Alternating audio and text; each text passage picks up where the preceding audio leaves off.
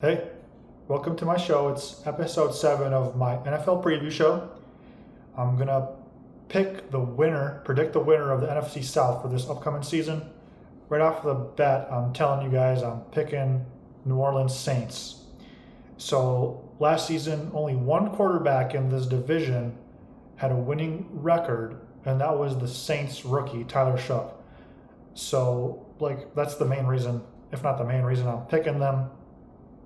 They finished the last season 5-4 with Shough at the helm, and unlike Spencer Rattler, who was playing before Shough started, he had a couple 300-yard passing games.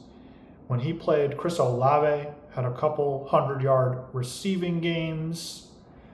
They drafted Jordan Tyson, who I think could be Offensive Rookie of the Year. Offensive line is still a concern. But the defense is good, and if it's better, look out for this team. New Orleans Saints is a sports club that's rich with history and culture, and they had the great Drew Brees, and they lifted the United States and the city of New Orleans after Hurricane Katrina with their performances. So a franchise like this, is bound to do good, and I think it's their time. It's not uncommon for these second-year quarterbacks who are a little bigger, with a little more hype, like Tyler Shough, to win the division as underdogs year two. Look what happened with Drake May last year with the Patriots in his second year.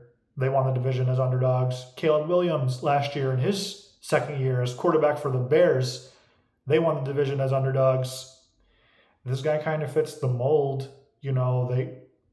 I don't mind them. They're the second favorites behind the Buccaneers to win the division. They have the second easiest schedule in the NFL. I'm kind of worried about their first two games. The first game is at Detroit, where they're -7. Then they play against Baltimore. Those are two tough matchups. But if they upset Detroit week 1, which is not out of the question, then they set themselves up for a pretty wild ride. So I'm rolling with them. I'm joining their bandwagon. I'm going to be rooting for them. Let me tell you why I don't think it's the other teams. Let's start with Buccaneers. Buccaneers, they're the favorites. They've won the division 4 times in the last 5 years. No more Mike Evans. He's like a Hall of Famer, has 1,000 yards receiving every year. He's kind of not replaced. His catch in traffic, the touchdowns that he gets, how are they going to replace him? I know that Chris Godwin is older, he's lost a step.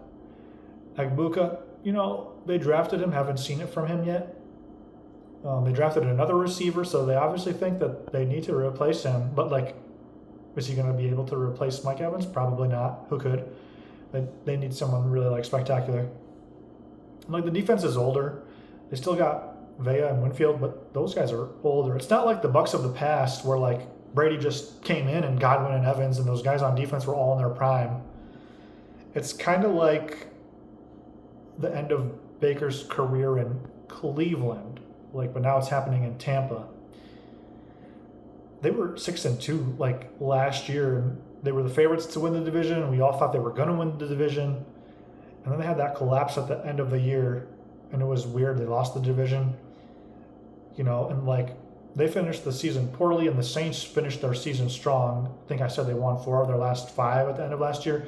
So I think the trends from last year to this year, they hold true and they continue in some cases. And this is one of the times I think it does. So not Buccaneers, even though they could win it, as the favorites.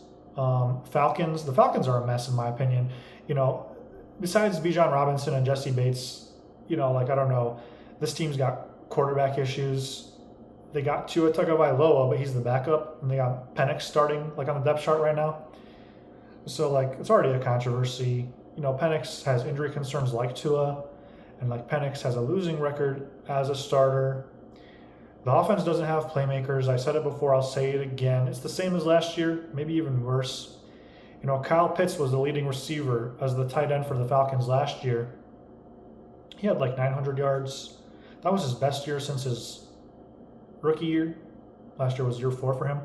Years 2 and 3, he didn't have that much production, but in his contract year, he did really well that 900-yard season.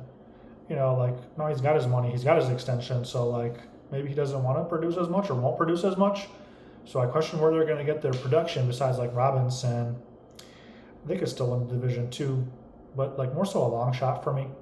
And then lastly, the Panthers, who won the division last year, and they even signed Jalen Phillips, so they might be even better than last year. They played a good playoff game against the Rams and only lost by 3, but I question their consistency like many do. Bryce Young never had a winning record.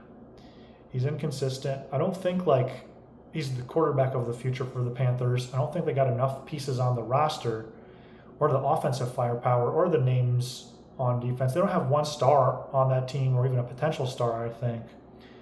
Maybe Bryce Young would be better somewhere else.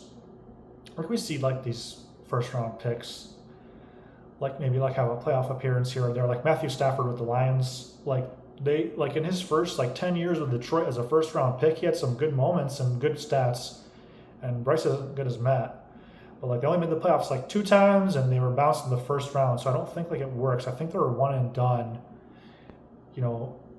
Any team can win this division. It's like the weakest division in football is totally up for grabs. But I'm picking one of the underdogs. I'm picking New Orleans Saints. I didn't pick underdog in every one of my division predictions, but I'm picking one here.